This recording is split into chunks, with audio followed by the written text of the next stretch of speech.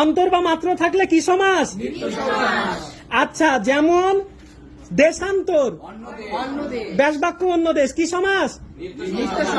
মতান্তর, যুগান্তর, গ্রামান্তর, গ্রহান্তর, বাক্যান্তর, কালান্তর, তারপরে বলেন স্থানান্তর, গৃহান্তর, মতান্তর, সবগুলোতে কি আছে?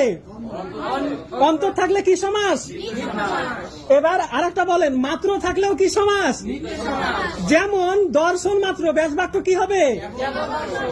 কেবল দর্শন। আর শ্রবণ মাত্র, বলা মাত্র, চাহিবা মাত্র, নাম মাত্র, যতগুলো অন্তর বা মাত্র থাকবে সবগুলো কি সমাস দেখাবো?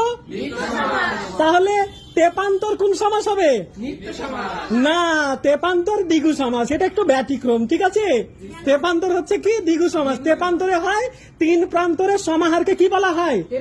তাহলে তেপান্তর কি সমাস? মনে থাকবে কি মনে থাকবে না?